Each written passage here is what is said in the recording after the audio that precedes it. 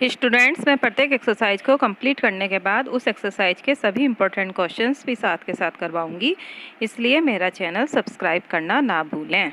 Students, आज मैं आपको एक्सरसाइज 3.1 एंड 3.2 के इम्पोर्टेंट एमसीक्यूज करवा रही हूँ। चलिए देखते हैं पहला question. A pair of the linear equations a1x plus b1y plus c1 is equal to 0, a2x plus b2y plus c2 is equal to 0 is said to be inconsistent if. हमें दो pair of the linear equation दे रखी हैं और हमें इसमें बताना है कि ये इनकंसिस्टेंट कब होंगी। तो यदि a1 upon a2 can't be b1 upon b2, a1 upon a2 is equal to b1 upon b2 but is not equal to c1 upon c2, a1 upon a2 is equal to b1 upon b2 is equal to c1 upon c2, ये a1 upon a2 is not equal to c1 upon c2। तो inconsistent के लिए मैंने आपको एक table याद करवाई थी जो इस प्रकार है। ये इनकंसिस्टेंट कब होगी हमारी? यदि a1x plus b1y plus c1 is equal to 0 and a2x plus b2y plus c2 is equal to 0 two equation समय की बीन है, तो इनकंसिस्ट होने की हमारी कंडीशन है a1 upon a2 is equal to b1 upon b2 but not equal to c1 upon c2। तो equations क्या होंगी हमारी? इनकंसिस्टेंट। तो यहाँ पे क्या हो गया हमारा? Option B is right.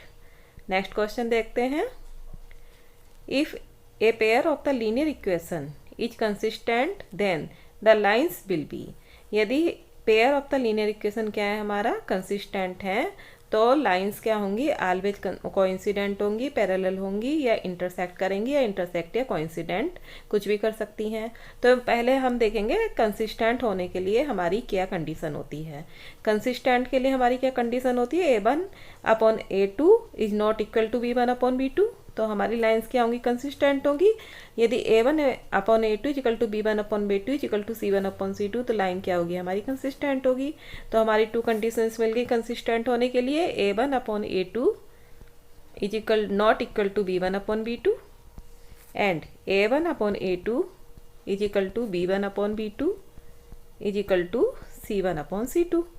ये दो कंडीशंस में हमारी क्या होती है? लाइंस कंसिस्टेंट होती हैं। अब हमें क्या दिखाना है कि यदि हमारी लाइन कंसिस्टेंट है तो ये क्या होंगी? ऑलवेज कोइंसिडेंट होंगी, पैरेलल होंगी, इंटरसेक्ट करेंगी, इंटरसेक्ट या कोइंसिडेंट कुछ भी हो सकती है। इसके लिए भी कंडीशंस होती हैं। जब मैंने आपको एक्सरसाइज करवाई थी ये, तो उस समय मैंने आपको बताया था कि यदि a1 upon a2 b1 upon b2 के इक्विवेलेंट नहीं है तो लाइंस क्या करेंगी? इंटरसेक्ट करेंगी। यदि a1 upon a2 b1 upon b2 और c अपॉन c2 के इक्वल है तो क्या होगी? लाइंस हमारी कोइंसिडेंट होगी। यदि a1 upon a2 b1 upon b2 के इक्विवेलेंट है लेकिन c1 अपॉन c2 के इक्विवेलेंट नहीं है, तो लाइन क्या होगी हमारी? पैरेलल होगी। क्योंकि लाइंस हमें क्या दे रखी है? कंसिस्टेंट दे रखी है। कंसिस्टेंट होने के लिए a1 upon b2 is equal to not equal to b1 upon b2 पहली कंडीशन है हमारी। तो ये क्या करेंगी? इंटरसेक्ट करेंगी। दूसरी कंडीशन क्या थी? a1 upon a2 is equal to b1 upon b2 is equal to c1 upon c2। तो ये यहाँ पे क्या कंडीशन होगी? a1 upon a2 is equal to b1 upon b2 is equal to c1 upon c2 क्या हो गया? Coincident. तो लाइन क्या करेगी हमारी? इंटरसेक्ट एंड कोइंसिडेंट दोनों करेंगी। तो आंसर क्या हो जाएगा हमारा? D option is right. चलिए अब देखते हैं next question. Next question is given the pair of the equations 3x minus by is equal to 7 and minus 6x plus 10 by is equal to 7 have unique solution, infinity many solution, no solution, two solution. हमें pair of the linear equations दिए गए हैं, हमें बताना है इन चारों में से कौन सा ऑप्शन ठीक है। तो इस प्रकार के क्वेश्चंस को करने के लिए आपको कुछ कंडीशंस होती हैं जो लर्न होनी मस्ट है। जब मैंने अपने प्रीवियस क्वेश्चंस करवाए थे तब भी आपको ये सिचुएशंस मैंने बताई थी। तो कंडीशन इस प्रकार है। यूनिक सॉल्यूशन कब होता है? जब a1 upon a2 is not equal to b1 upon b2। Infinitive solution कब होता है? जब a1 upon a2 is equal to b1 upon b2 is equal to c1 upon c2। And no solution कब होता है? जब a1 upon a2 is equal to b1 upon b2 but not equal to c1 upon c2। तो चलिए अब इसमें a1 b1 and c1 a2 b2 c2 की value हम फाइंड करते हैं। अब इस वाली equation 3x minus 5 y equal to 7 की यदि हम a1x plus b1 y is equal to c1 से कंपेयर करते हैं तो हमें क्या फाइंड होती है? हमें फाइंड होती है a1 की वैल्यू हो गई हमारी 3, b1 की वैल्यू हो गई हमारी -5 एंड c1 की वैल्यू हमारी आ गई 7। अब equation -6x plus 10y is equal to 7 की हम a2x plus b2y is equal to c2 से क्या करते हैं, कंपेरिजन करते हैं। तो हमें क्या वैल्यू फाइंड होती है, हमें वैल्यू फाइंड होती है a2 की वैल्यू -6, b2 की वैल्यू आ गई हमारी 10 एंड c2 की वैल्यू आ गई हमारी 7। अब हम क्या निकालते हैं, a1/a2।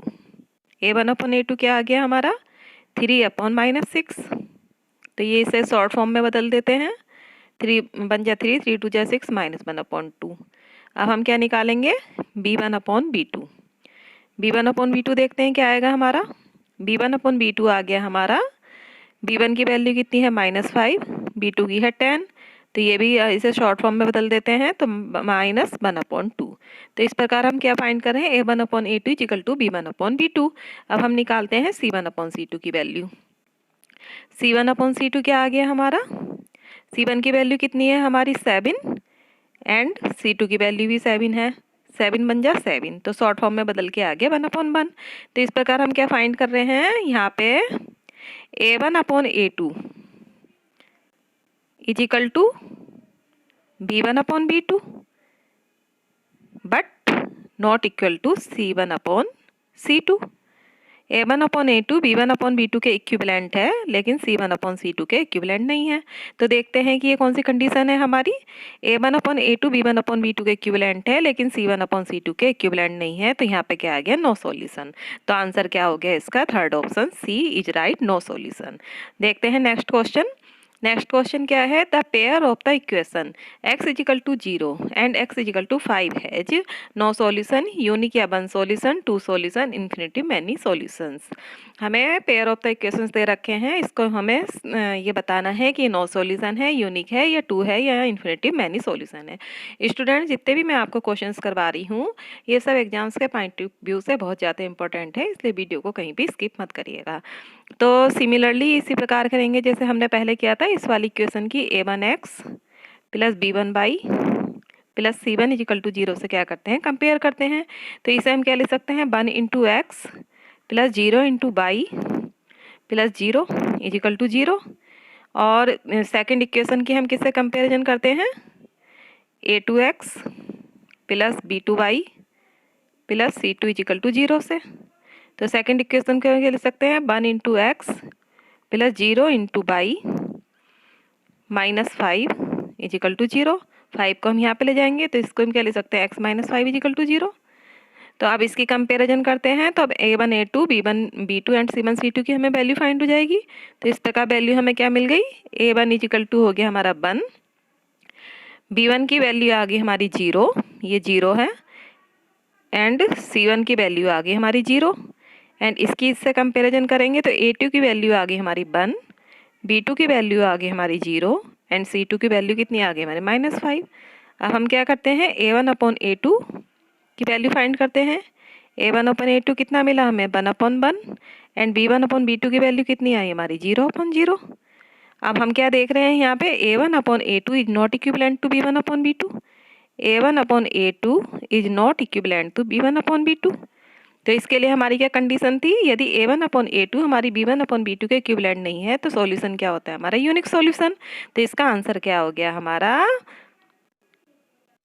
फर्स्ट यूनिक या one solution, answer B is right. चलिए करते हैं नेक्स्ट क्वेश्चन। फॉर बार्ड value of k to the equations 2x - 3y plus 10 is equal to 0 and 3x plus ky plus 15 is equal to 0 represent the coincident line. k की किस value के लिए ये दोनों लाइंस जो हैं हमारी, वो क्या करती हैं, हमारी कोइंसिडेंट लाइंस रिप्रेजेंट करती हैं। कोइंसिडेंट के लिए क्या कंडीशन होती है, कोइंसिडेंट के लिए कंडीशन होती है a1/a2 equal to b1/b2 equal to c1/c2। यदि ये तीनों इक्वल होते हैं तो लाइन हमारी क्या होती है, कोइंसिडेंट। तो अब इसमें क्या करते हैं, इस वाली equation 2x - 3y plus 10 is equal to 0 की हम a1x plus b1y plus c1 is equal to 0 से कंपेयर करते हैं। तो a1 की वैल्यू हमारे पास फाइंड हो जाती है 2, b1 की वैल्यू फाइंड हो जाती है -3 एंड c1 की वैल्यू हमें फाइंड हो जाती है 10।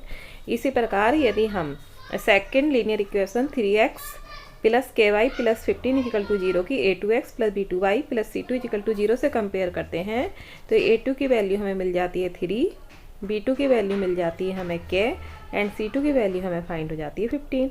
अब कोइंसिडेंट के लिए हमारी क्या सिचुएशन थी, A1/A2 equal to B1/B2 equal to C1/C2।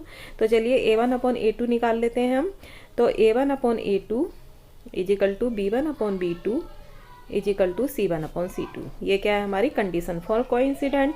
तो अब इसमें वैल्यूज पुट कर देते हैं। वैल्यूज पुट करने पे क्या आता है हमारा, A1 की वैल्यू क्या है हमारी यहाँ पे 2/3 इजिकल टू B1 की वैल्यू क्या है हमारे -3/k।